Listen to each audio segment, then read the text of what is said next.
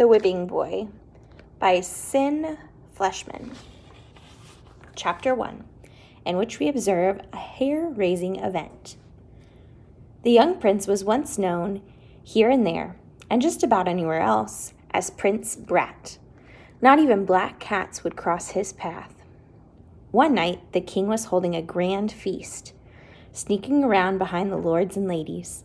Prince Brat tied their powdered wigs to the back of their oak chairs. Then he hid behind a footman to wait. When the guests stood up to toast their king, their wigs came flying off.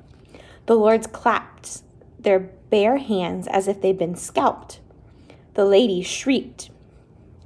Prince Brat, he was never called that to his face, of course, tried to keep from laughing. He clapped both hands over his mouth, but out it ripped, a cackle of ha-has and ha-has and hee-hees. The king spied him, and he looked mad enough to spit ink. He gave a furious shout. "Fetch the whipping boy." Prince Brat knew that he had nothing to fear. He's never been spanked in his life. He was a prince, and it was forbidden to spank, thrash, cuff, smack, or whip a prince. A common boy was kept in the castle to be punished in his place. "Fetch the whipping boy." The king's command traveled like an echo from the guard to guard up the stone stairway to a chamber in the drafty north tower. An orphan boy named Jemmy, the son of a rat catcher, roused from his sleep. He'd been dreaming happily of his ragged but carefree life before he'd been plucked from the streets and sewers of the city to serve his royal whipping boy. A guard shook him fully awake. "On your feet, me boy." Jimmy's eyes blazed up.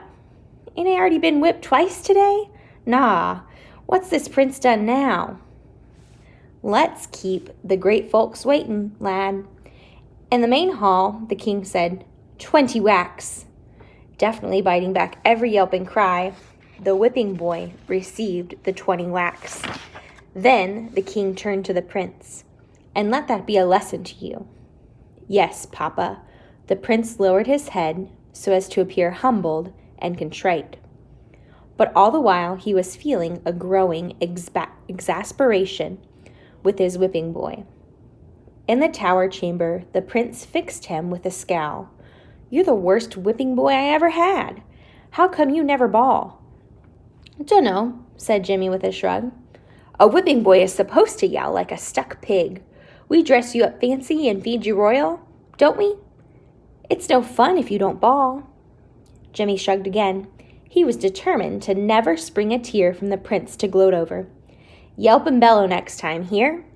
Or I'll tell Papa to give you back to your rags and kick you back into the streets." Jimmy's spirit soared. "Much obliged, your royal awfulness," he thought. "I'll take me rags, and I'll be gone in a half blink of an eye." Chapter 2, wherein the prince cannot write his name. Jimmy could count on a thrashing first thing in the morning. Sure and certain, he thought as he pulled his fine velvet breeches and silk stockings. The prince wouldn't know his lessons. The royal tutor was quick as a fly swatter with his willow switch, and Jimmy would be back in rags. "Take a last look at me, Pa. Rest your bones," he muttered to himself. "Did you ever think I'll be holed up in this king's own castle, and all rigged up in my duds would shame a peacock? Reckon I'll fetch a pair of sharp-toothed ferrets, and I'll go rat-catchin', same as you, Pa." The tutor, Master Peckwick, was a round-faced man with fat cheeks. He pointed his switch at the prince. "You fiddle-faddled scholar," he bellowed. "One day you'll be king, and you still don't know the alphabet from pig tracks." The prince snapped his fingers. "You can always get someone to read for me." "You can't so much as write your name. Piss posh. I can always get someone to write my name for me." The tutor's cheeks, swelling with anger, almost unhorsed the small spectacles saddling his nose. "It would be easier to educate a boiled cabbage. Prepare to be punished, your lordship." 10 whacks at least," said the prince. and good and hard, if you please. Jimmy, who was obliged to be close at hand for the daily lessons, reckoned that freedom was now close at hand. The prince threw him a smirking glance at Master Petwit, raised the switch, and beat the whipping boy like a carpet. Jimmy didn't bawl. He didn't yelp or bellow. 10 whacks, and not a sound escaped his lips. "You contrary rascal," the prince exploded. "I'm on to you, Jimmy from the streets. It's pure spite that you won't howl. Think you can cross me and get away with it? Ha! Never and no how." "Naw," thought Jimmy. "It's going back to his word. And don't try and run away.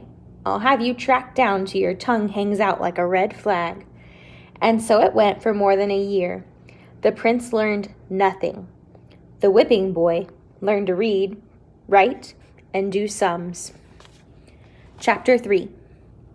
On a night when the moon gazed down like an evil eye, the young prince appeared to Jimmy's chamber. "Boy, tumble out of bed. I need a manservant." Jimmy saw that the prince was wearing a black cloak and carrying a wicker basket the size of a sea chest. "What are you up to now?"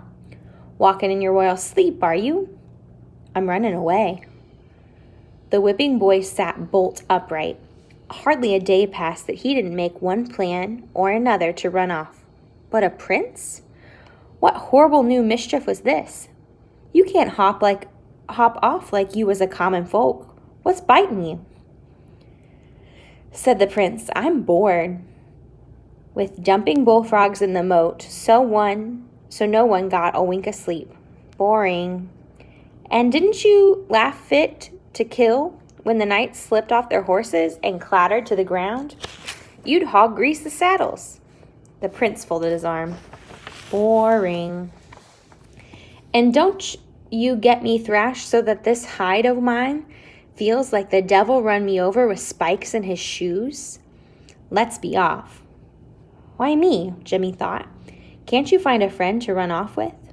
"But no, not you, Prince Brat. You've got no friends. That's why me."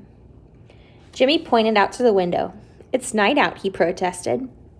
"The best time," replied the prince. "But ain't you afraid of the dark? Everyone knows that. You won't even sleep without a lit candle." "Lies!" "Anyway, the moon's up, good and bright. Come on." Jimmy stared at him with dreadful astonishment. "The king will have a gory-eyed fit." "Positively. He'll hunt us down. You'll get off light as a feather, but I'll be lucky if they don't whip me to the bone. More likely, I'll be hung from the gallows, stragged for sure." "You're a lookout," said the prince with a dry grin. "Carry the basket, Jimmy from the streets, and follow me." Chapter 4. Containing Hands in the Fog. The night moon had lit their way like a lantern, but by dawn the runaways, double mounted on a horse from the castle stable, were hopelessly lost. A thick fog had swirled in. They'd strayed from the road, and the trees had closed in on them. "Forest is a creepy thing," said Jimmy, hanging onto the basket as best as he could. "Gimme cobbled the streets any time." A low branch almost swept them off the saddle. "Boy," said the prince, "get down and lead this dumb-headed beast." "Lead it? In this fog? I'll need 2 hands and a lantern to find me own nose." But Jimmy slipped off the saddle. A plan had been tumbling about in his head. "Here's your chance, Jimmy," he told himself. "Slip away in the fog. Run for it. No more whippings for you, not if you can't be found. The great sewers, Jimmy, that's the place to hide." "What's keeping you?" asked the prince. "Grab the halter." "I'm thinking." Leaves crackled under Jimmy's feet as he began to back off. His mind was made up. Once the fog cleared, he'd never find the river. Hadn't his pa taught him that his way through the maze of a mighty brick sewers? That's where they'd caught the fiercest rats to sell by the cageful. The dog and rat pits paid fancy prices for their best fighters, and that meant sewer rats. Who'd think they'd look for Jimmy under the city? Jimmy took another crackling step backwards and froze. A sudden yellow glow floated in the fog. The prince burst into squawks and bellows. "Who's there? Let go! Take your hands off me, you insolent rascal!" There came a rough, booming reply. "Well, what do we got here?" The glowing lantern swayed. A noisy brat on a fine beast of a horse. Jimmy edged closer. A cutthroat, he thought. Like a snake striking, a ghostly hand darted through the fog and clutched his arm. A second cutthroat. Jimmy looked up and barely made it a long, bony face, with hollow cheeks and a nose like a meat cleaver. "I got another, Billy," crackled the second man, shoving Jimmy forward.